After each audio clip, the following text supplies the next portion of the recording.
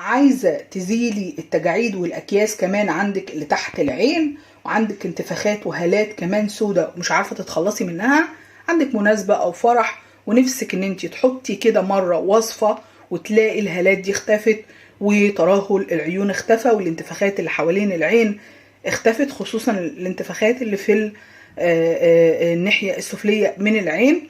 كل ده بفضل الله هيختفي فورا من اول استخدام. تحدى اي حد يجرب الوصفه ده، انا لسه عاملاها حالا يا بنات، روعه. كنت قايمه من النوم كده وعندي انتفاخ رهيب بجد، راح فورا. كمان كان عندي هالات سودة ما لقيتلهاش اي اثر. كمان حبيبتي اللي استخدمتها قبلي قالت لي ان كان عندها ترهل في الجفون، بفضل الله راح مع مع عملتها اكتر من مره. جربوا مش هتخسروا حاجه وهتشوفوا النتيجه ان شاء الله من اول استخدام. المكون اللي معايا ده هو القهوه او البن، موجوده في كل بيت، مش هنتكلف اي حاجه، بس بفضل الله نتيجتها روعه جدا. ما تستغربيش الحاجه، جربي وبعد كده احكمي بنفسك. خلاص بالله عليكم لايك وشير للفيديو عشان يترفعوا اكتر عدد يشوفوا ويستفيد منه. كمان اشتركوا في القناه لو انتم مش مشتركين، شرفني وجودكم معايا في قناتي. فعلوا علامه الجرس واعملوها مخصصه للكل عشان دايما يوصلكم اشعار مني بكل فيديو انزله. اول حاجه طبعا معايا يا حبايبي هي البن او القهوه. ما تقلقوش مفيش مكونات اصلا. طيب انا عندي هنا بوله طبعا عشان احط فيها الوصفه، وهاخد كده عندي معلقه مش مليانه قوي من البن او القهوه. تمام كده تمام. طيب نحط عليها ايه؟ البن او القهوه اللي بنشربها، اي نوع بن عندنا بس يكون مطحون زي كده. لونها اهو يا بنات، ده لونها عندنا.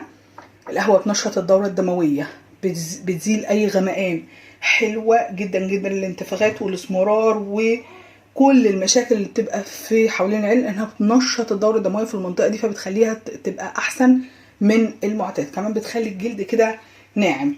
طيب نحط عليها المكون اللي بعد كده حبايبي، وهو زيت الزيتون. زيت الزيتون من الحاجات الحلوه جدا، بتزيل الانتفاخات، بتزيل التجاعيد، بتملى الخطوط. طبعا القهوه عايزه اقول لكم اقوى من البوتوكس نفسه، سبحان الله. الوصفه دي حلوه جدا للتجاعيد اللي حوالين العين.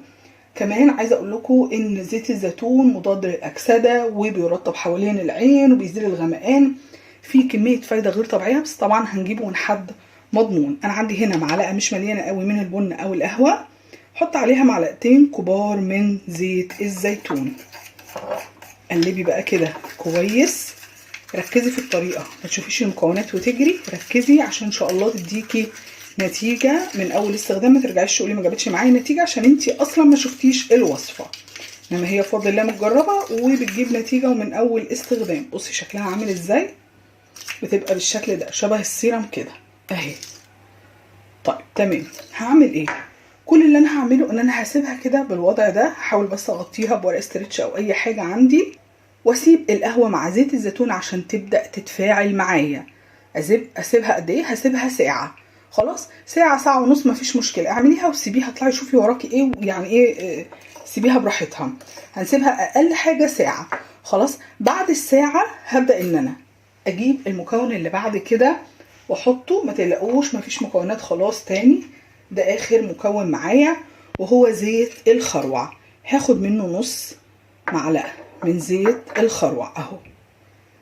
زيت الخروع من الحاجات الحلوه جدا اللي بتزيل الانتفاخات، ترهل الجفون، التجاعيد اللي حوالين العين. الوصفه دي بتعزز جدا بعض، فبالتالي بترطب المنطقه اللي حوالين العين، بتملأ الخطوط وتشد كمان التجاعيد. في بقى انتفاخات بتشيلها، ترهل جفون بتشيلها، سواد تحت العين او الهالات السوداء زي ما بنقول عليها، بفضل الله بتنتهي امرها فورا.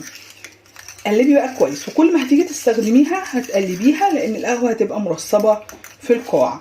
تمام. بصي كميه ما شاء الله قد ايه. لو روحتي اشتريتي اي حاجه من الصيدليه او حاجه زي كده هتبقى عينات وبرقم خيالي. بصي احنا عملناه في البيت، جربي مش هتخسري حاجه. مكونات طبيعيه بتفيد ان شاء الله، ملهاش اي ضرر خالص. هتجيبي بقى عندك علبه بتاعت كريم كده مثلا، تغسليها وتعقميها وتنشفيها كويس، وتبداي تحطي فيها الوصفه دي وحطيها بقى عندك عشان تبداي تستخدميها. انا شخصيا بحب احطها في التلاجة عشان لما اجي احطها تدي ترطيب اعلى، لان بتبقي محتاجه حاجه ايه، خصوصا لو في انتفاخات عايزه حاجه ساقعه شويه. استخدامها بقى يكون ازاي؟ تمام. جبت حطيتها في علبه محكمه الغلق، هبدا ان انا اخد منها بصباعي او بايدي، مش محتاجين لا فرشه ولا اي حاجه. وهبدا كده ايه، بصوا اطبطب كده اهي. هروح واجي كده بس بطبطبه مساج للمنطقه اللي حوالين العين او اللي تحت العين بالطريقه دي. خلاص انا بهو، ما تسحبيش كده جامد، لا انا عايزه ان انا ايه اطبطب رايح جاي رايح جاي. تمام كده. مش عارفه الاضاءه مالها بس ما علينا، معلش اعذروني بقى.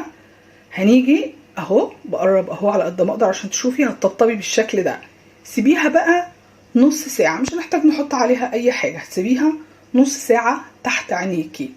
خلاص. وبعد كده هبدا ان انا هجيب منديل مبلول كده ميه من الحنفيه، قطنه الميك اب اي حاجه، وهزلها كده بالراحه اهي. بصي هتمسحي هتطلع معاك ان شاء الله على طول.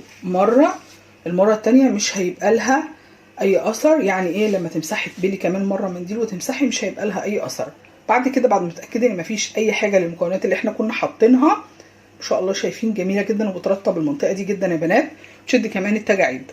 بعد كده بعد ما تغسلي كويس بقى بالميه، بعدها ترطبي بقى بزيت اللوز الحلو. دايما اوصيكم بده عشان خاطر حلو جدا جدا للتجاعيد وبيشد كمان المنطقه دي كويس جدا. نعمل سريعا وصفه تانية لو انتوا يعني مش عندكم مكونات الوصفه دي. بصوا هجيب بوله برضو، وعندي هنا طبعا نسيت اقول لكم ان انا بعد ما بستخدم الوصفه دي كويس جدا واغسلها وارطب بزيت اللوز الحلو، ممكن امشي بعدها على طول تلجايه قبل ما احط زيت اللوز الحلو، امشي تلجايه كده حوالين العين. الموضوع ده بيكون اظرف كتير لو انا حابه، يعني هيكون مفيد جدا للعين. عندي هنا زيت الزيتون، هاخد منه معلقه 2 على حسب انا عايزه اعمل كميه تقعد معايا قد ايه. خلاص انا خدت هنا معلقتين. احط بقى عليهم ميه الورد، وممكن كمان احط جل الصبار، ممكن كمان احط، انا بديكوا افكار، الحاجات دي كلها بتغذي المنطقه دي، بس عشان الناس اللي بتقولي مكونات كتير لا، معلقه ميه ورد اهو. ممكن كمان زي ما قلت لكم احط كبسوله فيتامين اي او اي فيتامين عندي حطيه.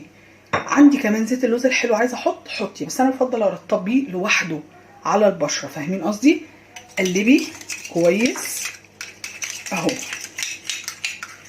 دي برضو هتتاخد كده بايدك وتبدأي ترطبي، دي ناعمة جدا برضو على البشرة اهي. اهم حاجة اهم ما في الموضوع ان انا ايه اعمل مساج كده خفيف للمنطقة دي. وبرضو ايه دي بقى انا ممكن انام بيها مفيش مشكلة، بس لو هتضايقني سيبيها نص ساعة برضو واغسليها. تمام. حطيها برضو في علبة او حاجة. شايفين ما شاء الله اللمعان بتضوي كده لانها بتملى جدا المكان ده او الخطوط دي، وبتزيل الانتفاخات وتفتح، جميله جدا. زي ما قلت لكم اي فيتامين هتقدروا تحطوه عليها مفيش مشكله. جربوا حبايب قلبي الوصفات، ومستنيه كومنتاتكم. بالله عليكم لايك وشير للفيديو عشان نترفع واكتر عدد يشوفه ويستفيد منه.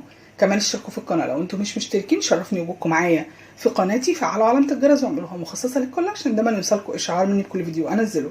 تحت امركم طبعا في اي استفسار يخص الوصفات اللي معايا النهارده دي. لو عايزين اي وصفه تاني اكتبوا لي في كومنت وانا عينيا ليكم. اشوفكم على خير، سلام عليكم.